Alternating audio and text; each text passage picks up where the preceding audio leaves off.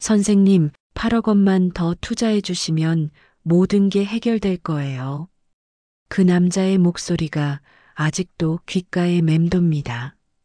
62세 송미자 할머니는 37년간 환자를 돌봐온 간호사였어요. 남편을 하늘로 보낸 후 혼자 지내던 그녀에게 한 남자가 나타났습니다. 양안방 통합병원을 함께 만들어 봐요. 환자들을 위한 일이에요. 달콤한 말에 속아 전 재산을 잃었지만 포기하지 않았습니다. 사기꾼은 반드시 또 다른 사람을 노린다. 62세 할머니의 처절하고도 통쾌한 복수가 지금 시작됩니다. 새벽 5시 반이었습니다. 송미자는 알람 소리 없이도 눈을 떴지요. 야간 근무를 하던 37년 동안 몸에 밴 습관이었어요. 대구 수성구 범어동 아파트 14층. 수성못이 한눈에 내려다 보이는 전망 좋은 집이었지요. 하지만 이제는 그 넓은 거실이 너무 텅 비어 보였습니다. 남편 영호가 폐암으로 세상을 떠난 지도 벌써 3년이었어요. 여보, 고마웠어. 내가 없어도 웃으면서 살아야 해. 영호의 마지막 말이 아직도 귓가에 맴돌았어요. 동산병원 7층 중환자실에서의 그 순간이 선명했습니다. 여보, 오늘 날씨가 참 좋네요. 혼자서도 영호에게 말을 걸곤 했어요. 대답은 없었지만 마음이 조금은 덜 외로웠습니다. 부엌에서 커피를 내리며 습관적으로 컵 2개를 꺼냈다가 하나를 도로 넣었어요. 냉장고에는 혼자 먹기엔 너무 많은 반찬들이 있었습니다. 동산병원 중환자실에서 일할 때가 그리웠어요. 새벽 2시 정기 순회를 돌며 환자들을 살폈던 시간들 말이에요. 2호실 환자분 혈압 체크해야 해요. 4호실 링거 교체 시간이에요. 그런 대화들이 그리웠습니다. 누군가에게 필요한 사람이었던 시간들이요. 특히 기억에 남는 할머니가 있었어요. 80세가 넘으신 분이 뇌출혈로 입원하셨을 때였습니다. 간호사님, 우리 할머니 괜찮아질까요? 손자가 매일 물어보곤 했지요. 미자는 그 할머니를 특별히 정성껏 돌봤어요. 다행히 일주일 만에 의식을 되찾으셨습니다. 송 간호사님 덕분에 할머니가 살았어요. 평생 잊지 않겠습니다. 그런 말들이 37년 간병 생활의 보람이었어요. 하지만 영호가 떠난 후엔 모든 게 달라졌습니다. 하루하루가 너무 길었어요. 동산병원 동료들이 안부 전화를 하곤 했지만 그것만으로는 외로움이 채워지지 않았습니다. 미자 언니, 집에만 있지 말고 나와서 사람들이랑 어울려 봐요. 옆집 김 여사가 문화센터 탁구동호회를 권했어요. 김 여사의 성화에 못 이겨 따라 나섰습니다. 처음 탁구장에 들어섰을 때의 어색함을 지금도 기억해요. 알록달록한 운동복을 입은 사람들이 활기차게 웃고 떠들었거든요. 어서 오세요. 새로 오신 분이시네요. 따뜻한 인사말이 들렸습니다. 사람들이 반갑게 맞아주었어요. 미자 선생님, 간호사 출신이시라면서요? 어머, 그럼 우리 건강 상담도 해주실 수 있겠네요. 오랜만에 누군가에게 필요한 사람이 된 기분이었어요. 무릎이 아프다는 박 여사에게 운동법을 알려드리고 혈압약 복용법도 설명해 드렸습니다. 미자 선생님 덕분에 우리가 얼마나 든든한지 몰라요. 그런 말을 들을 때마다 가슴이 따뜻해졌습니다. 퇴직 후 잃어버렸던 존재 가치를 다시 찾은 것 같았어요. 집으로 돌아가는 길에 수성못을 바라봤습니다. 예전엔 영우와 함께 산책하던 길이었어요. 이제는 혼자였지만 마음이 한결 가벼웠습니다. 집에 들어와 거울에 비친 자신을 보았어요. 오랜만에 밝은 표정이었습니다. 사람은 역시 사람과 어울려야 한다는 생각이 들었어요. 화요일 오후 탁구장은 평소와 다름없이 활기찼습니다. 미자는 박 여사와 랠리를 주고받으며 즐거운 시간을 보내고 있었어요. 탁구를 배운 지 한 달쯤 되니 제법 공을 받아칠 수 있게 됐습니다. 미자 선생님, 실력이 늘었어요. 박 여사가 웃으며 말했어요. 미자도 뿌듯한 마음이 들었습니다. 오랜만에 뭔가 배우고 있다는 기분이 좋았어요. 바로 그때 탁구장 문이 열렸습니다. 낯선 남자가 들어섰어요. 다른 회원들이 모두 편한 운동복을 입고 있는 것과 달리 그는 회색 운동복 차림이었습니다. 새 운동복처럼 보였어요. 50대 초반쯤 되어 보였습니다. 키가 크고 자세가 반듯했어요. 얼굴에는 온화한 미소가 있었지만 왠지 모르게 시선이 탁구장 안을 훑어보는 것 같았습니다. 그가 천천히 다가왔어요. 라켓을 하나 들고 있었습니다. 안녕하세요. 정중한 인사였어요. 목소리도 차분했습니다. 저는 장동민이라고 합니다. 안녕하세요. 미자가 고개를 숙여 인사했어요. 탁구를 배우고 싶어서 왔어요. 처음이세요? 박 여사가 물었습니다. 네, 의사 일만 하다 보니 운동이 부족해서요. 의사라는 말에 주변 사람들이 관심을 보였어요. 어느 병원이세요? 수성구에 작은 한의원을 하고 있습니다.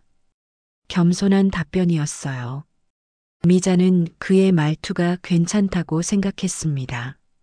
한의원 원장님이 탁구를 배우시다니 좋으시네요. 건강관리 차원에서요. 장동민이 웃으며 대답했어요. 그때 공이 미자 쪽으로 빠르게 날아왔어요. 미자가 받으려다 발을 잘못 디뎠습니다. 무릎에 찌릿한 통증이 왔어요. 아, 작은 신음이 나왔습니다. 괜찮으세요? 장동민이 재빨리 다가왔어요. 라켓을 바닥에 놓고 미자를 살폈습니다. 네, 괜찮아요. 잠시만요. 그가 미자의 무릎을 살펴봤어요. 손길이 부드러우면서도 전문적이었습니다. 관절이 조금 부어 보이네요. 평소에도 가끔 아파요. 나이가 들면 자연스러운 현상이에요. 하지만 관리를 잘하면 괜찮아져요. 그의 진단이 정확해 보였어요. 미자는 신기했습니다. 역시 의사 선생님이시네요. 제가 동산병원 의사분들과도 자주 만나거든요. 미자의 귀가 번쩍 뜨였어요. 동산병원이요? 네, 협진도 하고 자문도 구해요. 저 거기서 일했어요. 미자의 목소리가 밝아졌습니다. 정말요? 언제까지 계셨어요? 작년까지 37년간 있었어요. 장동민의 표정이 놀라움으로 바뀌었어요. 와, 그럼 대선배님이시네요. 그의 태도가 더욱 공손해졌습니다. 어느 과에 계셨어요? 중환자실이요. 정말 존경합니다. 중환자실이 얼마나 힘든 곳인지 아는데 진심이 느껴지는 말이었어요. 미자는 기분이 좋아졌습니다. 뭐요? 그냥 제 일이었어요. 아닙니다. 환자들을 살리는 소중한 일이잖아요. 장동민의 말에 미자는 뭉클했어요. 오랜만에 자신의 일을 인정받는 기분이었습니다. 그런데 탁구는 어떻게 배우시려고요? 혼자서는 어렵더라고요. 동호회에서 배우는 게 좋다고 해서. 맞아요. 처음엔 다들 어려워해요. 박 여사가 말했어요. 저희도 도와드릴게요. 감사합니다. 그 후로 며칠간 장동민은 탁구를 배우러 나왔어요. 처음엔 서툴렀지만 금세 늘었습니다. 미자와 이야기하는 시간도 늘어갔어요. 의사 일이 참 어려우시겠어요. 맞아요. 환자들 책임이 무겁죠. 간병도 마찬가지였어요. 밤낮 없이 신경 써야 하고 서로의 어려움을 이해하는 대화였어요. 장동민은 의료 이야기 외에도 일상적인 관심을 보였습니다. 선생님, 혼자 사세요? 네, 남편이 몇 년 전에 돌아가셔서요. 힘드시죠? 그의 목소리에 위로가 담겨 있었어요. 처음엔 그랬는데 이제는 적응했어요. 가족들은 어디 계세요? 아들이 서울에 있어요. 자주 보시나요? 아니요. 바빠서 연락도 뜸해요. 장동민이 고개를 끄덕였어요. 요즘 젊은 사람들이 다 그래요. 저도 그 나이엔 그랬으니까 이해해요. 그래도 외로우시겠어요. 그래서 여기 나와요. 사람들 만나니까 좋더라고요. 저도 비슷해요. 장동민이 조용히 말했어요. 저도 혼자 살아요. 그러세요? 아내를 몇 년 전에 보냈어요. 미자는 놀랐어요. 같은 처지였다니. 그럼 우리 비슷하네요. 그래서 더 이해가 돼요.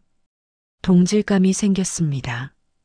어느 날 미자가 탁구를 치다 다시 다리를 삐끗했어요. 아이고, 또 다쳤어요? 장동민이 걱정스럽게 물었습니다. 그도 운동을 멈추고 달려왔어요. 발목을 살짝 접질렸어요. 어디 보여주세요. 그가 발목을 조심스럽게 만져봤어요. 많이 안 부었네요. 다행이에요. 집에 가서 찜질해 보세요. 처음엔 차갑게, 내일부터는 따뜻하게. 친절한 조언이었어요. 감사해요. 제가 차로 데려다 드릴까요? 괜찮아요. 버스가 편해요. 그래도 다리 아픈데. 정말 괜찮아요.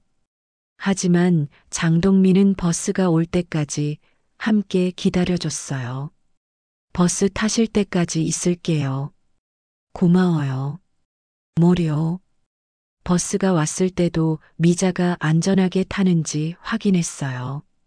조심히 들어가세요. 네, 수고하셨어요. 창문으로 손을 흔드는 장동민을 보며 미자는 훈훈한 기분이었어요. 집에 돌아와서도 그 장면이 생각났습니다. 참 친절한 분이야. 혼잣말을 했어요. 누군가의 진심 어린 관심을 받는 기분이 새로웠어요. 다음 날 탁구장에 갔을 때 장동민이 먼저 물어봤어요. 발목은 어때요? 많이 나아졌어요. 다행이네요. 그래도 조심하시고요. 고마워요. 원장님도 탁구 실력이 꽤 늘었어요. 처음 왔을 때보다 훨씬 안정적으로 공을 받아쳤습니다. 원장님, 실력이 늘으셨네요. 많이 가르쳐 주셔서요. 금방 우리보다 잘 치실 것 같아요. 사람들이 칭찬했어요. 미자는 점점 장동민에게 편안함을 느끼기 시작했어요. 그의 전문적인 조언과 따뜻한 배려가 마음에 들었습니다. 탁구장에서 만난 특별한 인연이었어요. 같은 의료진이라는 동질감도 있었고 비슷한 처지라는 공감대도 있었지요. 미자는 장동민과의 만남이 단순한 우연이 아닌 것 같았어요. 외로웠던 일상에 작은 변화가 시작되는 것 같았습니다. 장동민도 미자에게 특별한 관심을 보이는 것 같았어요. 다른 사람들보다 유독 미자를 챙기는 것이 느껴졌습니다. 내일도 오실 거죠? 장동민이 물었어요. 네, 올 거예요. 그럼 내일 봬요. 네. 미자는 미소를 지으며 인사했어요. 오랜만에 누군가를 기다리는 마음이 생겼습니다. 장동민과 친해진 지 한 달쯤 되었을 때였습니다. 그는 미자에게 특별한 제안을 했어요.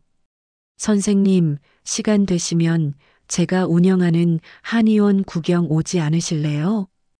탁구를 마친 후 그가 조심스럽게 말했습니다.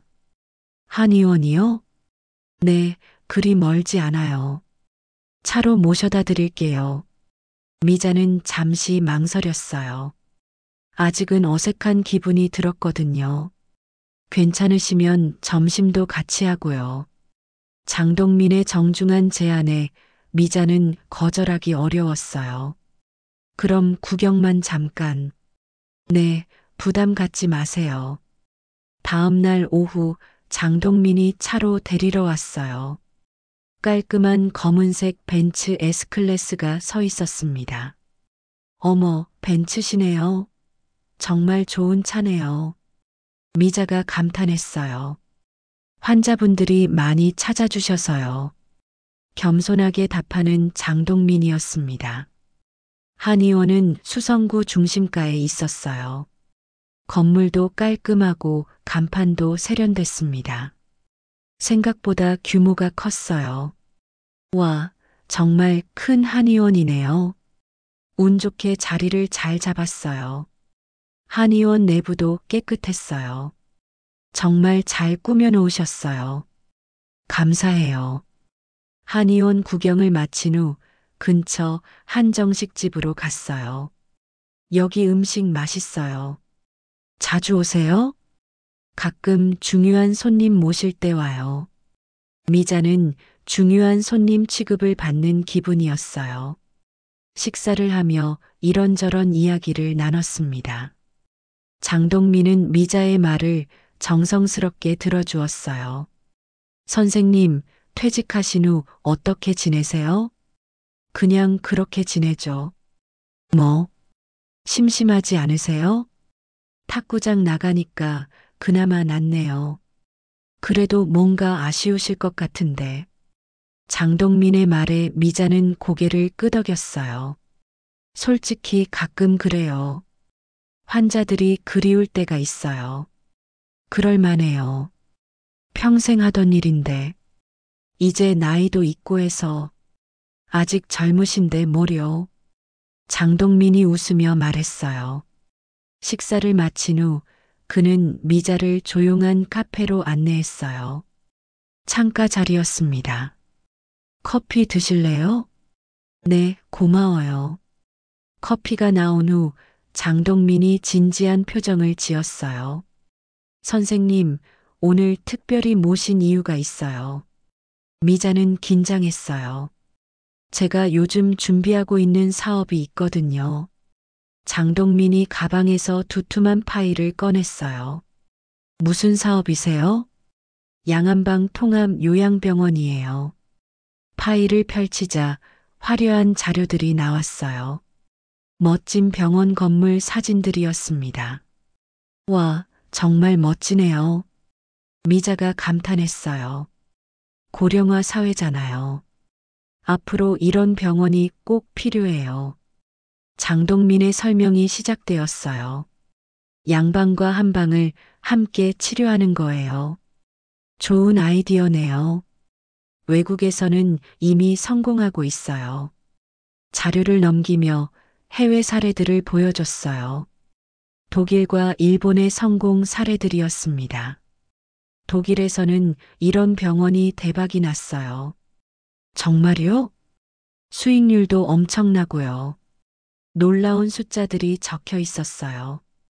1년에 이런 수익이 날 수 있어요? 네, 노인 인구가 늘어나니까 수요가 폭발적이에요. 그럴듯한 설명이었어요.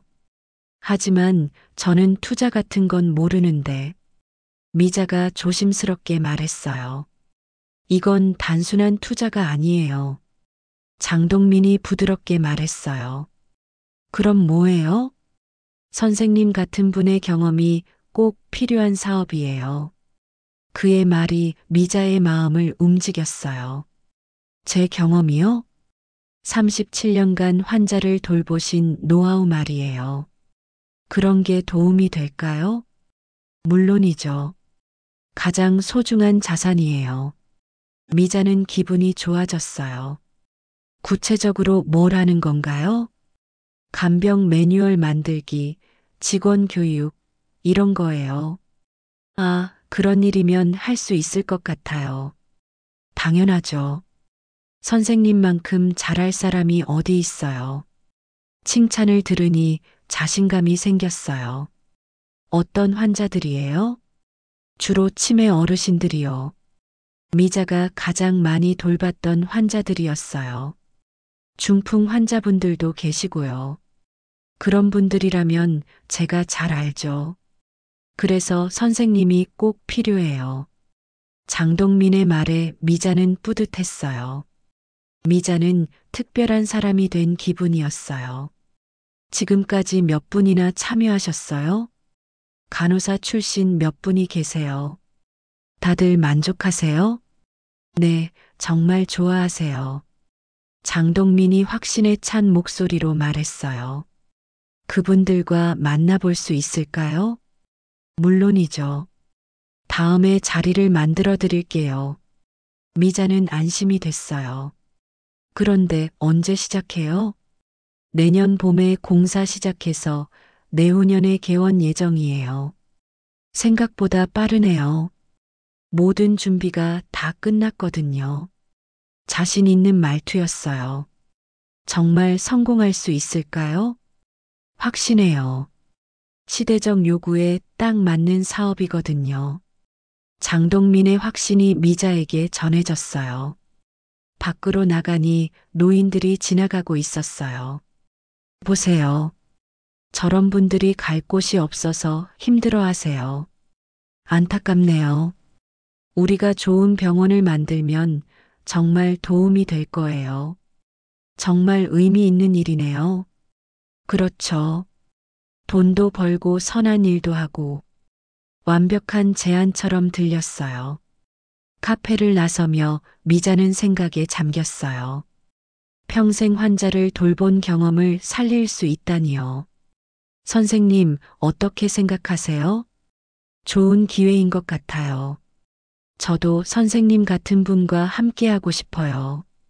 하지만 투자금이 얼마나 필요한지 궁금하시죠? 장동민이 미소를 지었어요. 최소 단위가 2억이에요. 1억이요? 네, 하지만 수익을 생각하면 금방 회수돼요. 어느 정도 수익이 날까요? 1년에 6천만 원 정도는 받으실 수 있어요. 매력적인 조건이었어요. 그러면 3년 반이면 본전이고 그 다음부터는 순수익이죠. 계산이 맞는 것 같았어요. 다른 분들도 같은 조건이에요? 네, 모두 동일해요. 공평하네요. 당연하죠. 함께하는 동반자인데.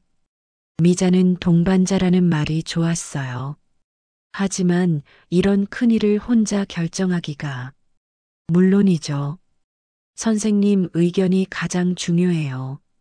충분히 생각해 보세요. 장동민이 이해한다는 듯 말했어요. 너무 늦으면 안 돼요. 왜요?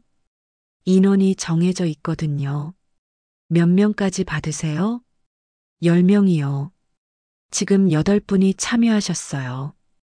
그럼 2자리만 남았네요. 미자는 조금 조급해졌어요. 집에 돌아가는 차 안에서 생각했어요. 퇴직금을 그냥 두는 것보다는 의미 있게 쓰는 게 나을 것 같았어요. 오늘 즐거우셨어요? 네, 정말 좋았어요. 저도 선생님과 시간을 보내니까 즐거웠어요. 장동민의 말이 진심으로 들렸어요. 집 앞에서 내리며 미자는 말했어요. 오늘 고마웠어요. 천천히 생각해 볼게요. 네, 좋은 결정 내리시길 바라요. 그날 밤 미자는 잠이 오지 않았어요. 장동민의 제안이 머릿속을 맴돌았습니다. 환자들을 다시 돌볼 수 있다는 기대감이 컸어요. 돈도 벌고 보람도 찾을 수 있다니 완벽한 기회 같았습니다. 남편 영호의 사진을 보며 혼잣말을 했어요. 여보, 좋은 기회가 생겼어. 어떻게 생각해? 대답은 없었지만 영호도 찬성할 것 같았어요. 며칠 뒤 장동민에게서 전화가 왔어요. 선생님, 생각해 보셨어요? 네, 관심이 있어요. 정말 다행이에요. 그의 목소리가 밝아졌어요. 다른 분들도 만나고 싶은데요. 좋은 생각이에요. 내일 시간 어떠세요? 괜찮아요. 그럼 같이 만나보시죠. 드디어 다른 투자자들을 만날 기회가 생겼어요. 미자는 기대와 설렘으로 가득했습니다. 며칠 후 장동민에게서 약속된 전화가 왔어요. 선생님, 오늘 오후에 시간 되세요? 네, 괜찮아요. 그럼 2시에 시민회관 근처 카페에서 만나요. 미자는 설레는 마음으로 준비를 했어요. 약속 장소에 도착하니 장동민이 먼저 와서 기다리고 있었어요. 그 옆에는 2명의 여성이 앉아 있었습니다. 둘 다 단아하게 차려입은 모습이 품격 있어 보였어요. 선생님, 이쪽으로 오세요. 장동민이 일어나며 인사했어요. 소개해 드릴게요. 이분이 제가 말씀드린 송미자 선생님이세요. 두 여성이 밝게 웃으며 일어났어요. 안녕하세요. 김영이라고 해요. 첫 번째 여성이 악수를 청했습니다. 50대 중반쯤 되어 보였어요.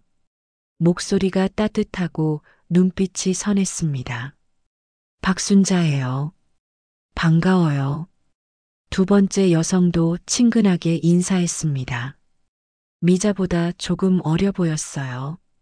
화사한 미소가 인상적이었습니다. 두 분 다 간호사 출신이세요. 장동민이 설명했어요.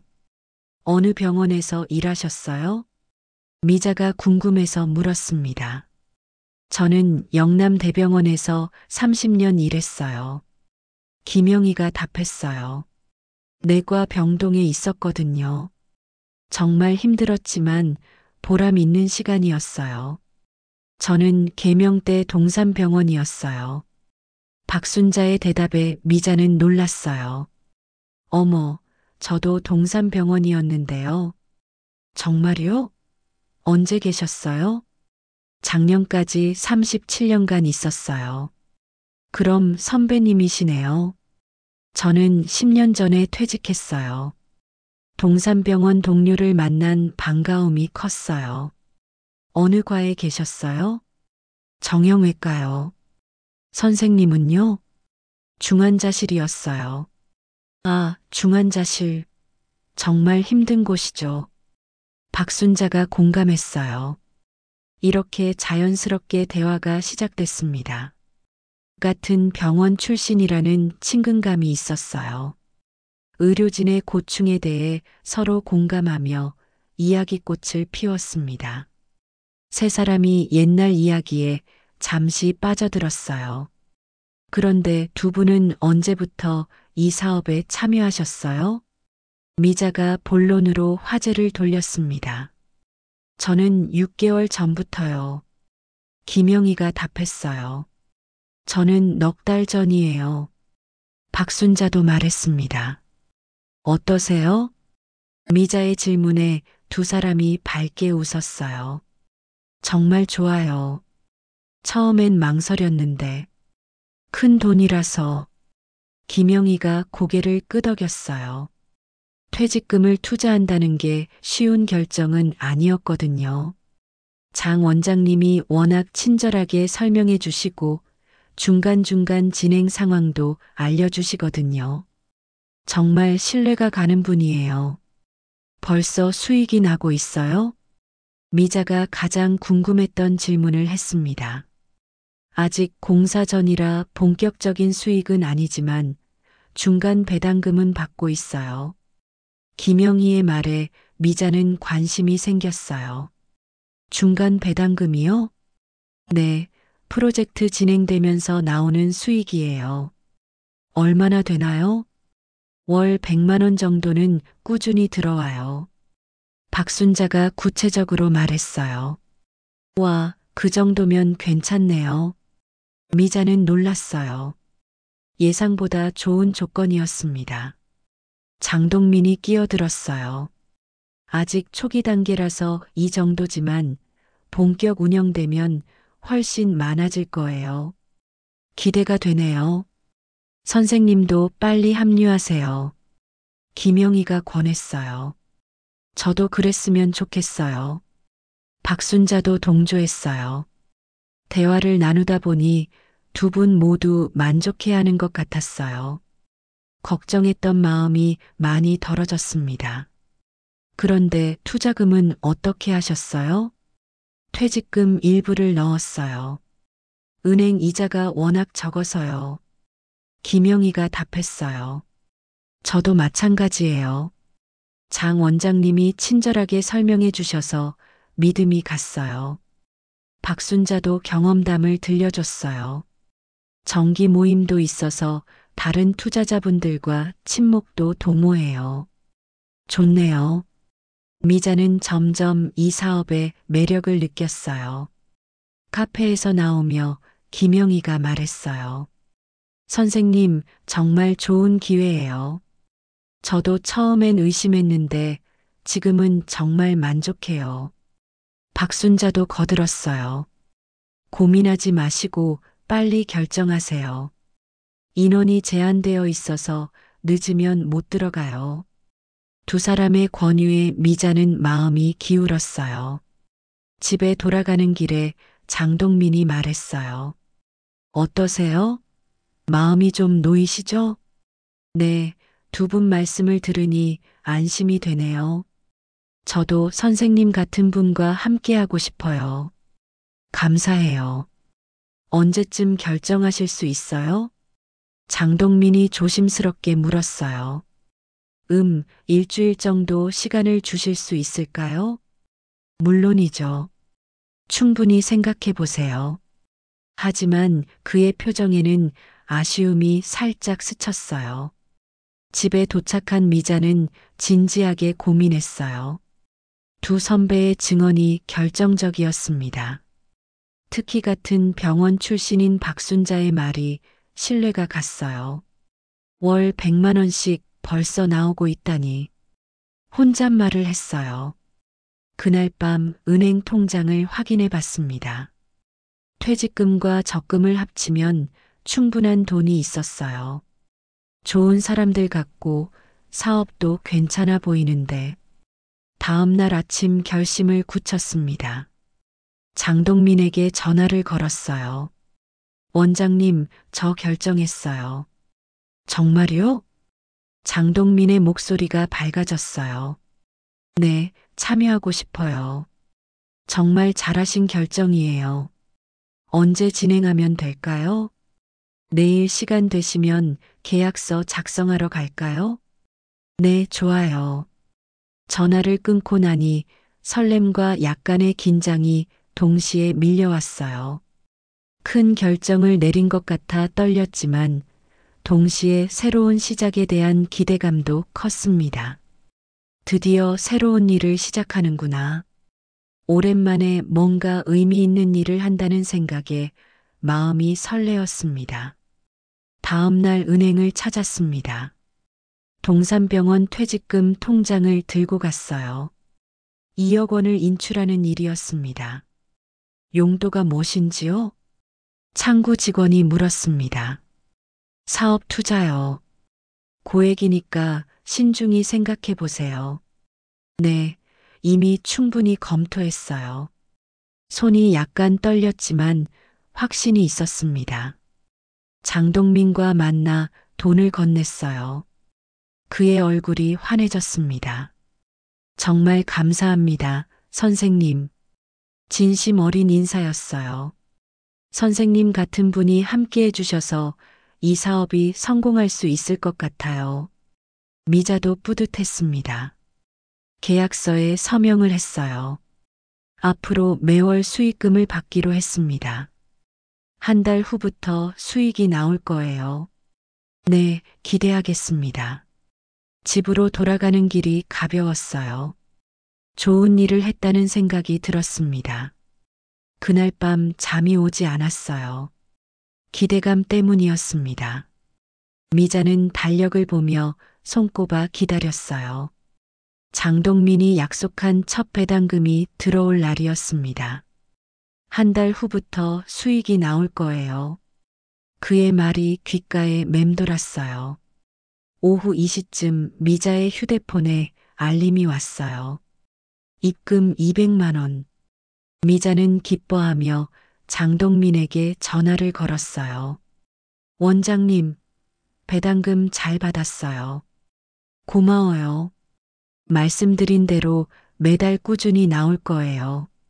장동민의 목소리에는 자신감이 넘쳤어요. 그 후 5개월간 미자는 매달 200만 원씩 꾸박꾸박 받았어요. 미자는 완전히 믿게 되었습니다. 6개월간 한 번도 늦지 않고 정확히 들어왔거든요. 장 원장님 정말 믿을 만한 분이야. 주변 사람들에게도 자랑했어요. 6개월간 안정적으로 배당금을 받은 어느 날 장동민에게서 전화가 왔어요. 선생님, 정말 좋은 소식이 있어요. 무슨 소식인가요? 병원 건설이 본격적으로 시작되는데 부지 확장 기회가 생겼어요. 부지 확장이요? 네, 옆 땅까지 매입할 수 있게 됐어요. 지금 추가 투자하시면 배당금이 몇 배로 늘어날 거예요. 미자는 6개월간의 신뢰 때문에 망설이지 않았어요. 얼마나 필요한가요? 8억 정도면 될 것 같아요.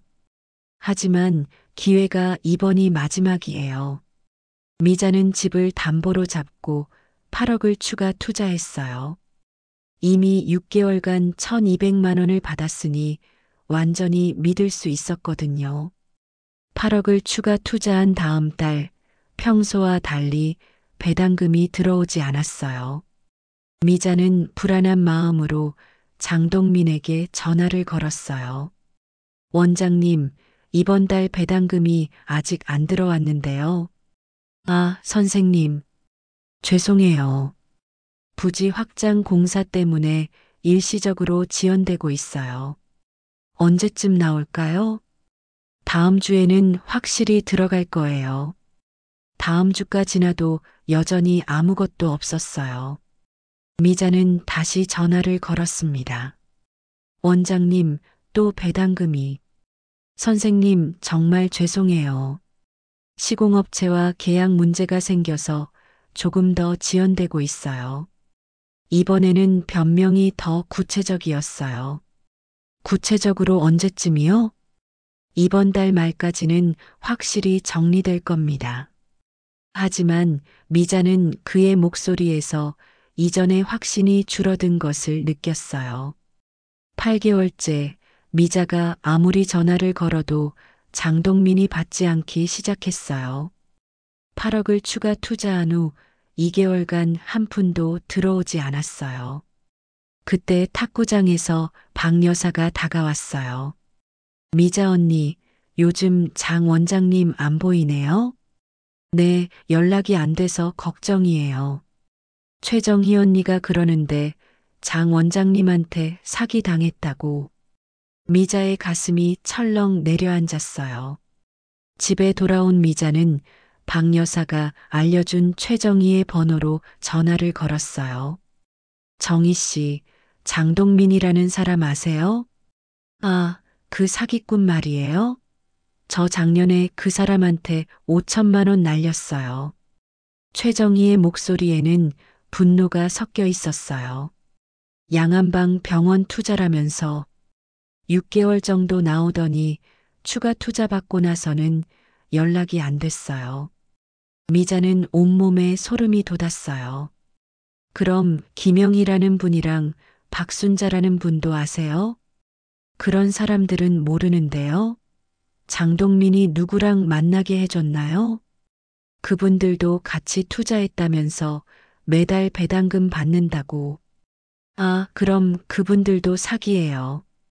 장동민이 고용한 연기자들일 거예요. 미자의 세상이 무너져 내렸습니다. 6개월간 1200만 원을 꾸준히 준 것도 8억을 더 받기 위한 긴 미끼 작전이었던 거예요. 여보, 우리가 완전히 속았어. 그날 밤 미자는 영호의 사진을 붙들고 오열했어요. 10억 원이 한순간에 증발한 거였습니다.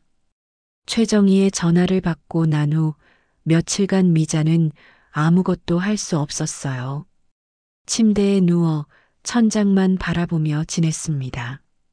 장동민에게 몇 번 전화를 걸어봤지만 통화 중이거나 받지 않았어요. 문자 메시지도 읽음 표시만 뜨고 답장은 오지 않았습니다. 마지막에는 아예 전화기가 꺼져 있었어요. 이제야 확실해졌구나. 혼잣말이 저절로 나왔어요. 10억 원이라는 돈이 실감나지 않았습니다. 영호의 사진을 보며 눈물이 쏟아졌어요. 넷째 날 아침 문득 중환자실에서의 기억들이 떠올랐습니다. 의식을 잃고 누워있던 할머니가 있었어요. 가족들은 모두 포기하자고 했지만 미자는 끝까지 정성껏 돌봤습니다. 간호사님, 우리 할머니 정말 깨어날 수 있을까요? 포기하면 안 돼요. 끝까지 희망을 가져야 해요.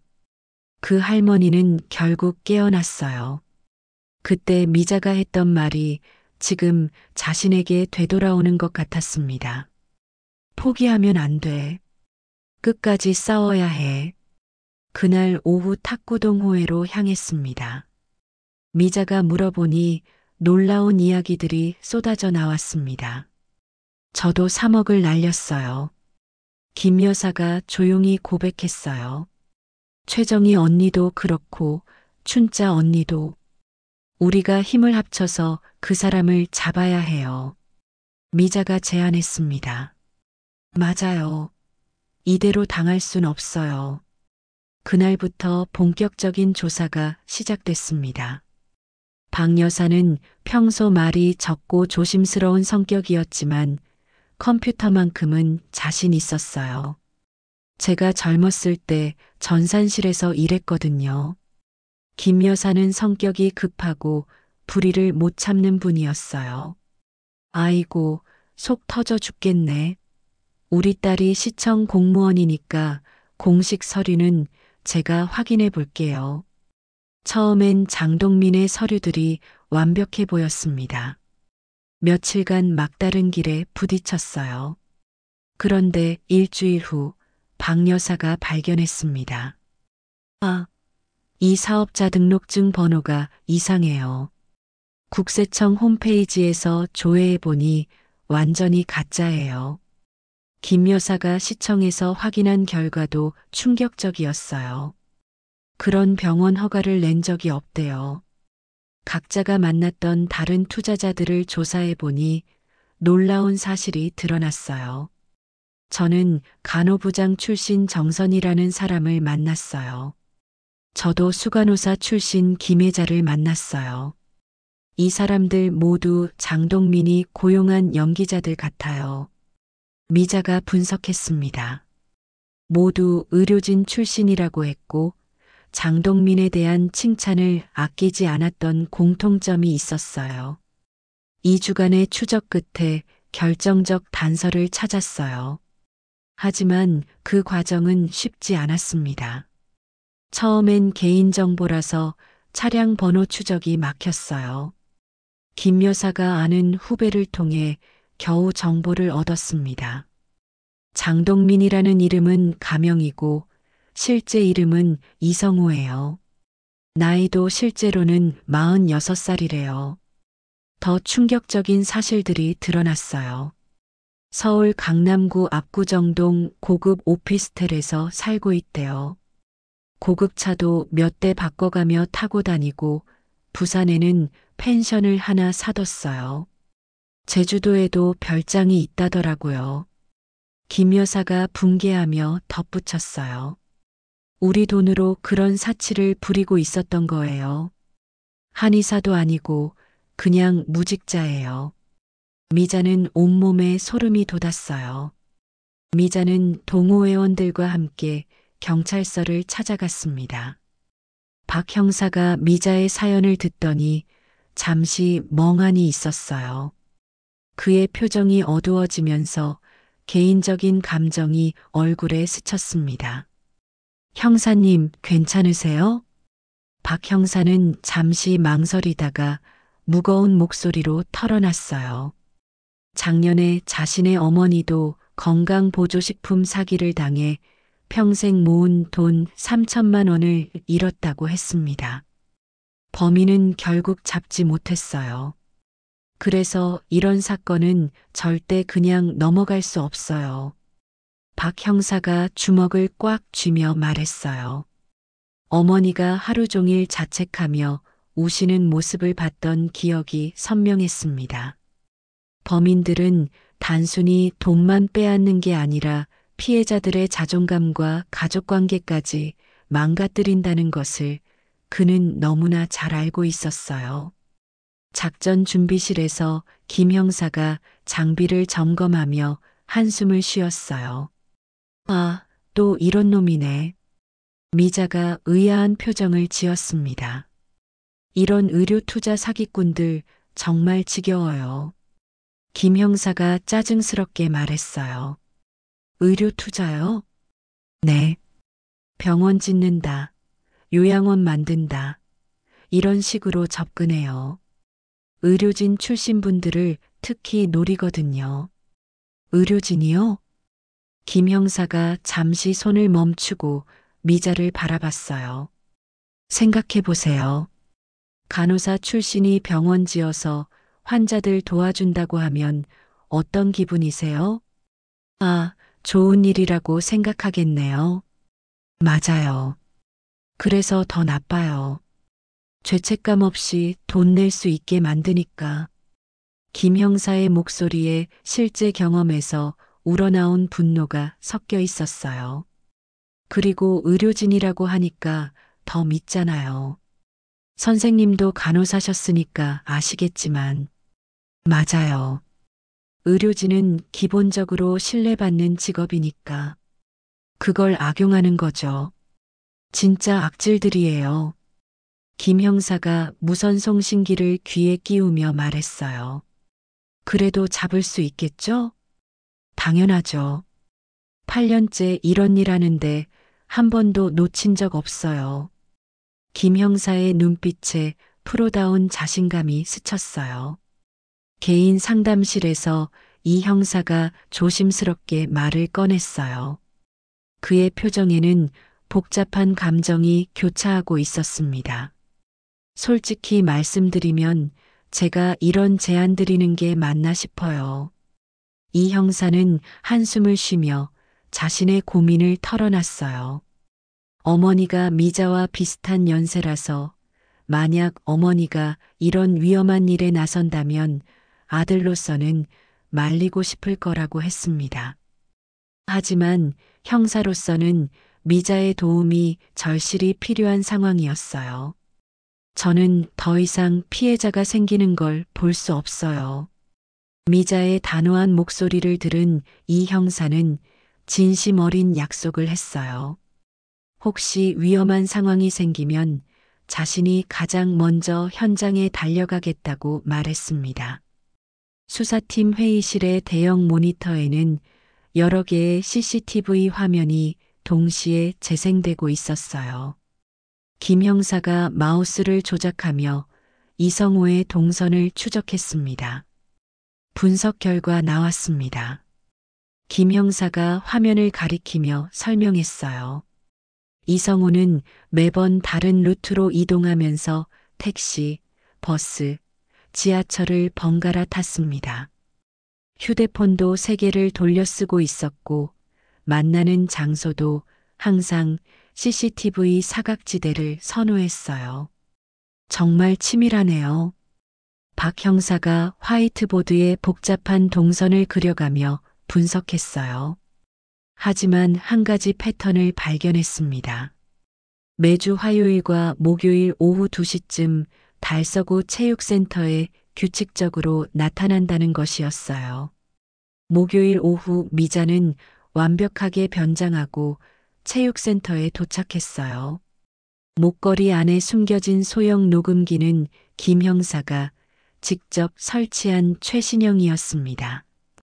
근처 카페와 주차장에는 경찰들이 은밀히 배치되어 있었어요. 지금 들어갑니다. 이성우 확인됐어요. 예상대로 이성우가 혼자 탁구를 치고 있었어요.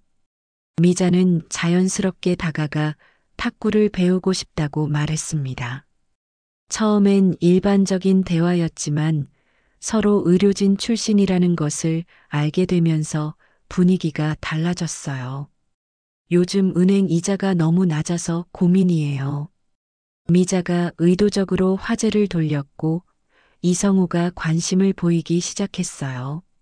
1시간 정도의 만남 후 미자가 자리를 뜨자 이성우는 혼자 남아 깊은 생각에 잠겼습니다. 저 할머니 뭔가 이상한데. 질문이 너무 구체적이야. 불안해진 이성우는 즉시 사설탐정에게 전화를 걸어 강남이라는 이름으로 신원조회를 의뢰했어요. 다음 날 아침 경찰팀은 긴급회의를 열었어요. 박 형사의 표정이 심각했습니다. 문제가 생겼어요. 범인이 신원조회를 의뢰했대요. 미자의 얼굴이 창백해졌지만 김 형사가 안심시켰어요. 미리 준비해둔 완벽한 가짜 신원이 있어서 문제 없다고 했습니다. 하지만 더욱 조심해야 한다고 경고했어요. 며칠 후 2번째 만남에서 이성우는 역공을 펼쳤어요. 갑자기 간호사 면허증을 보여달라고 요청한 것입니다. 미자의 심장이 쿵쾅거렸지만 이어폰을 통해 들려오는 김 형사의 침착한 지시에 따라 위기를 넘겼어요. 당황하지 마세요. 가방 오른쪽 지퍼 안쪽에 있어요. 아슬아슬한 순간이었지만 무사히 넘어갔어요. 하지만 이성우의 의심은 더욱 커진 것 같았습니다. 작전실에서 박 형사가 최종 브리핑을 시작했어요. 벽면에는 체육센터 평면도와 주변 지도가 붙어 있었고 각 팀의 배치도가 상세히 표시되어 있었어요. 이제 정면 승부를 해야겠어요.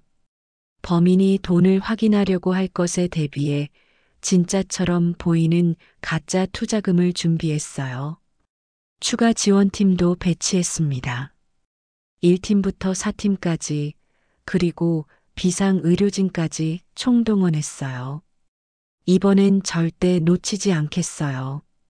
박 형사의 결연한 다짐과 함께 역사상 가장 치밀한 작전이 시작되려고 했어요. 첫 작전을 앞둔 전날 밤 미자는 침대에서 뒤척이며 잠을 이룰 수 없었어요. 천장을 바라보며 40년간 환자만 돌보던 자신이 갑자기 사기꾼을 잡아야 한다는 현실이 믿어지지 않았습니다. 내가 정말 이런 일을 할 수 있을까? 영호의 사진을 보며 속마음을 털어놨어요. 무서웠고 실수할까봐 걱정됐습니다. 새벽 3시 부엌으로 나가 차를 끓이며 생각을 정리했어요. 최정희의 울먹이는 목소리가 떠올랐고 더 이상 피해자가 생기면 안 된다는 사명감이 두려움을 이겼습니다. 그래, 해보자. 첫 작전이 허탕으로 돌아간 후 미자는 깊은 자책감에 빠졌어요. 경찰들이 아무리 위로해도 자신의 연기가 어색했을 거라는 생각에 사로잡혔습니다. 내가 연기를 못해서 실패한 건 아닐까? 집에 돌아와서도 거울 앞에서 1시간 넘게 연습했어요. 인사말부터 표정까지 모든 것을 다시 점검했습니다. 완벽해져야 한다는 강박이 그녀를 짓눌렀어요. 일주일 후 미자는 다시 체육센터를 찾았어요. 이번에는 더욱 자연스럽게 행동하려고 노력했습니다. 이성우도 반갑게 맞아줬어요. 지난번에 말씀하신 투자 이야기가 궁금해서요. 미자가 적당한 관심을 표현했어요. 이성우는 조심스럽게 양안방 통합병원 이야기를 꺼냈습니다. 하지만 아직 구체적인 내용은 말하지 않았어요. 다음에 자료를 가져올게요. 2주가 지나고 이성우는 드디어 화려한 사업 계획서를 들고 나타났어요. 미자는 놀란 척하면서도 세심하게 질문을 던졌습니다. 정말 수익이 이렇게 날 수 있나요? 이성우가 해외 성공 사례들을 보여주며 설득하기 시작했어요. 미자는 관심 있는 척하면서도 신중한 모습을 연기했습니다. 한 달간의 접촉 끝에 이성우가 구체적인 투자금을 제안했어요. 최소 5천만 원부터 시작할 수 있다고 했습니다. 미자는 고민하는 척하며 시간을 벌었어요. 가족과 상의해 봐야겠어요. 하지만 이성우는 시간이 없다며 압박하기 시작했어요. 다른 투자자들이 대기하고 있다는 것이었습니다. 작전 당일 아침 미자의 손이 너무 떨려서 커피잔을 제대로 잡을 수 없었어요. 진정해, 송미자. 영호의 사진에 손을 얹고 마지막 기도를 올렸어요. 오늘은 환자가 아니라 정의를 살리는 날이라고 다짐했습니다. 오후 3시 약속 장소인 시민공원 근처 카페에서 만남이 시작됐어요. 미자는 큰 가방을 들고 나타났습니다. 가방 안에는 경찰이 준비한 가짜 현금 5천만 원이 들어 있었어요. 주변 테이블에는 사복 경찰들이 일반 손님으로 위장해 앉아 있었고 카페 밖에도 긴급 상황에 대비한 팀들이 배치되어 있었습니다. 선생님, 정말 결정하신 거죠? 이성우가 조심스럽게 물었어요. 그의 눈빛이 번뜩였습니다. 네, 가져왔어요. 미자가 가방을 테이블 위에 올렸어요. 이성우가 가방을 열어보려는 순간이었습니다. 잠깐만요. 계약서부터 확인하고 싶어요. 미자가 의도적으로 시간을 끌었어요. 이성우가 서둘러 가방에서 계약서를 꺼냈습니다. 여기 서명만 하시면 됩니다. 이성우가 펜을 건네며 재촉했어요. 미자가 서명을 하는 척하며 계약서를 자세히 들여다봤습니다. 이 병원 건설 허가번호가 정말 유효한 건가요? 갑작스러운 질문에 이성우가 당황했어요. 물론이죠. 시청에서 직접 확인하실 수 있어요. 거짓말이에요. 이 허가번호는 가짜예요. 미자가 단호하게 말했어요. 이성우의 얼굴이 순간 굳었습니다. 뭐라고요? 무슨 소리를? 그 순간 주변에 있던 사복 경찰들이 일제히 일어났어요. 이성우 씨, 사기 혐의로 긴급 체포합니다. 박민수 형사가 수갑을 들고 다가왔어요. 이성우가 도망치려 했지만 이미 모든 출구가 차단된 상태였습니다. 잠깐. 이게 뭔 일이에요? 이성우가 당황하며 소리쳤지만 소용없었어요. 장동민 씨죠? 아니, 이성우 씨? 진짜 이름이 뭔가요?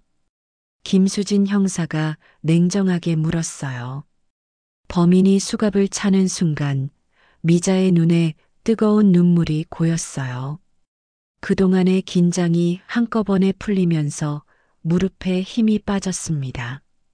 김 형사가 걱정스럽게 다가왔지만 미자는 괜찮다고 대답했어요. 해냈다. 정말 해냈어. 하늘을 올려다보며 작은 목소리로 중얼거렸어요. 여보, 우리 해냈어.